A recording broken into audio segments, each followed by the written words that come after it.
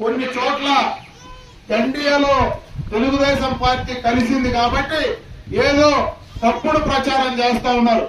ఈ రోజు శాసనసభ్యుల వారు కూడా ఒక వీడియో రిలీజ్ చేశాడు. ఏదో ఎన్ఆర్సీ పైన సిఐఏ పైన ఒక వీడియో రిలీజ్ చేశాడు. నేను అడుగుతా ఉన్నా, అయ్యా మొన్న ఎన్ఆర్సీకి సిఐఏకి వాళ్ళు అక్కడ పార్లమెంట్ లో బిల్లు పెట్టినప్పుడు 22 మంది పార్లమెంట్ సభ్యులు ఓటేసింది ఎవరో చెప్పగలవా అని అడుగుతా ఉన్నా. ఎవరు ఓటేశారు? ఓటేసేది కాదు, పార్లమెంట్ లో ఆ బిల్లుకు మద్దతు ఇస్తామని మాట్లాడినటువంటి వ్యక్తులు మన పక్కన ఉండేటువంటి మిథున్ రెడ్డి కాదా, విజయసాయి రెడ్డి కాదా? కనీసం మనం ఏదైనా చెప్పాలంటే సిగ్గు లజ్జ ఏమైనా ఉండి మాట్లాడుతూ ఉండాలని అడుగుతా ఉన్నా. ఈ రోజు ముస్లిం సోదరులు నేను అడుగుతా ఉన్నా, ఇదే ఎన్ఆర్సీ సిఏఏ బిల్లు పైన పనమనేరులో మీరు ధర్నా చేస్తే, నిరసనలు చేస్తే, నేను అందుబాటులో లేకపోతే నా భార్య నేరుగా రోడ్డుపైకి వచ్చి నిలబడి మూవన్నెల జెండా పట్టుకొని మాట్లాడిన మాటలు ఆ రోజు ఈ శాసనసభ్యుడు ఎక్కడున్నావో చెప్పగలవా అని అడుగుతా ఉన్నా.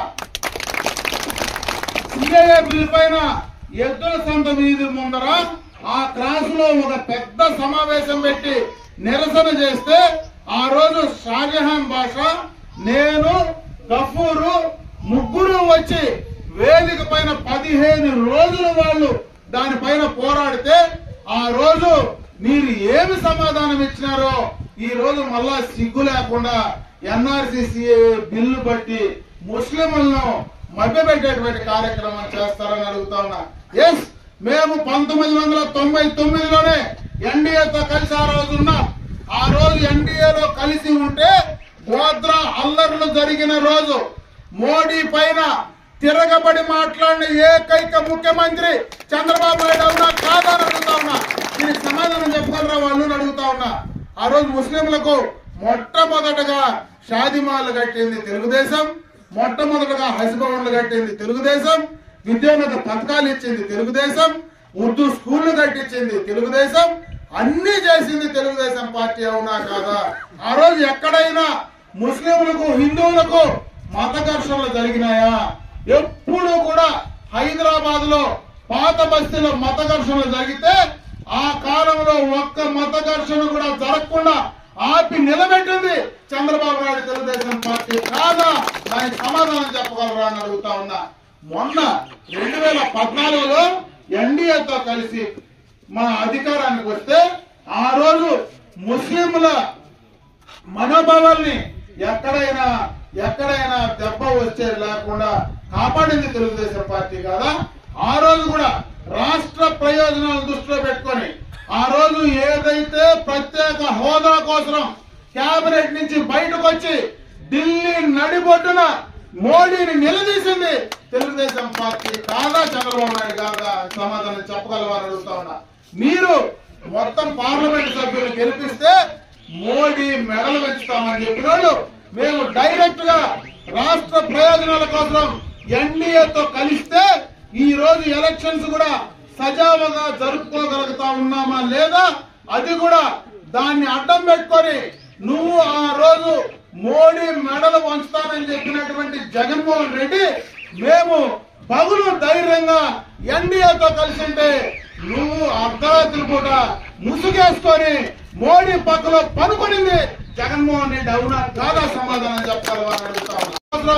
ఎన్డీఏతో కలిస్తే ఈ రోజు ఎలక్షన్స్ కూడా సజావుగా జరుపుకోగలుగుతా ఉన్నామా లేదా?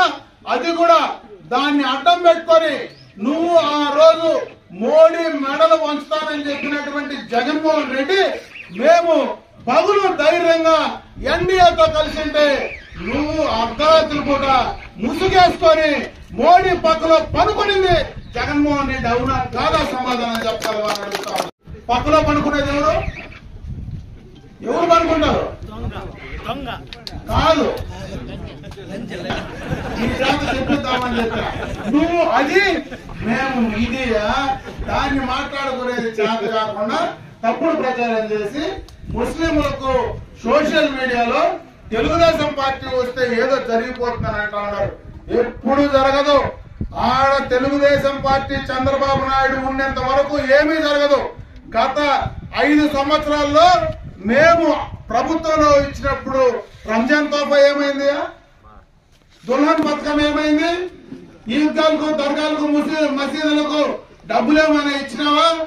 ఈ రోజు చదువుకునేటువంటి బిడ్డలు విద్యోన్నత పథకం బయట దేశాల్లో చదువుకునేటువంటి చదువులు ఏమైనా నువ్వు కంటిన్యూ చేసినావా? నిలిపేలా? కనీసం హజ్ భవన్కు సంబంధించినటువంటి కార్యక్రమాలు ఏమైనా చేసావు? మేము కట్టిన హజ్ భవన్ ఈ రోజు కూడా ఓపెన్ చేయకుండా అట్లనే పడేసినావా లేదా? ఈ రోజు హజ్ యాత్రకు డబ్బులు ఇస్తా ఉన్నావా? మైనారిటీ కార్పొరేషన్ ఉందా? అసలు ఏం చేస్తున్నావు? కనీసం ఇమాములకు మౌజములకు మేము గతంలో డబ్బులు ఇస్తా ఉంటే నువ్వు డబ్బులు ఇచ్చే పరిస్థితి అయినా ఈ ప్రభుత్వం చేసిందా? జగన్మోహన్ రెడ్డి ఏం ముఖం పెట్టుకొని అడుగుతారు? రంజాన్ తోఫా ఇచ్చి పేద ముస్లింలు గౌరవించేటువంటి కార్యక్రమం చేసినాం, అది కూడా తీసేస్తే కార్యక్రమమే. పేదవాళ్లకు పదవులు ఇస్తే అన్నా క్యాంటీన్ కూడా, అన్నం పెట్టే క్యాంటీన్ కూడా నిలిపేస్తారనేది జగమెరిగిన సత్యం కదా? చెప్పుకోగలవా? దీన్ని మతానికి అడ్డం పెట్టుకొని ఈ రోజు మతం ముసుగులో ఓట్లు వేసుకుంటావా? ఈ నియోజకవర్గంలో అమర్నాథ్ రెడ్డిగా నేను, మా తండ్రి రామకృష్ణారెడ్డి పుంగనూరులో పొలమనేరులో మైనారిటీలకు చేసిన కార్యక్రమాలు లేవా? మేము కట్టిన స్కూల్లే, మేము కట్టిన షాదీ మహల్లే. గతంలో మొన్న మేము షాదీ మహల్ 2 శాంక్షన్ చేసేస్తే ఈ రోజు కూడా మొండిగోళ్లపై నిలబడితే మొన్న ఈద్గాలోకి పోయి అక్కడ ఈద్గాలో ఈ షాదీ మహల్ అడ్డం ఉంది, దీన్ని కొట్టేయాల చేతులతో అంటే 3 కూడా చేతులు సిగ్గుమాలిగా. ఆడబిడ్డలకు స్కూలు మైనారిటీ రెసిడెన్షియల్ స్కూల్ తెస్తే దాన్ని ఈ రోజు దాకా కూడా తెచ్చే యోగ్యత 5 సంవత్సరాలు ఈ ప్రభుత్వానికి శాసనసభ్యుడికి ఉందా? ఇదే రాయలపేటలో బీసీలకు సంబంధించినటువంటి రెసిడెన్షియల్ స్కూలు తెచ్చి నేను ఉన్నంత వరకు నడిపితే ఈ రోజు ఎక్కడుందా నీ స్కూలు? డబ్బులు శాంక్షన్ చేసి 17 కోట్లు తెచ్చి ల్యాండ్ అలాట్మెంట్ చేస్తే దాన్ని కట్టించే ఆ యోగ్యత కూడా బీసీల కోసం కట్టించే యోగ్యత ఉందా? మైనారిటీలది లేదు, బీసీలది లేదు. నువ్వు మతాన్ని అడ్డం పెట్టుకొని మాట్లాడేటువంటి పరిస్థితి ఉంటే ఖచ్చితంగా మైనారిటీస్ అర్థం చేసుకోవాలా.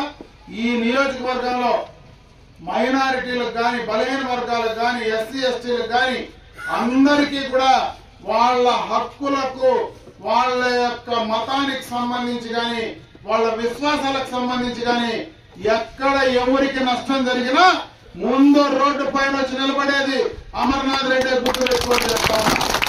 Come back to YVR channel. మా ఛానల్ మీకు నచ్చినట్టయితే లైక్ చేయండి, షేర్ చేయండి, కమెంట్ చేయండి, అలానే సబ్స్క్రైబ్ కూడా చేసుకోండి.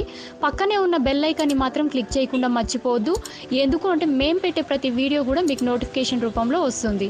అండ్ ఈ ఛానల్ని మీరు సబ్స్క్రైబ్ చేసుకోవడమే కాకుండా 10 మందికి షేర్ చేయండి, సబ్స్క్రైబ్ చేసుకోమని చెప్పండి.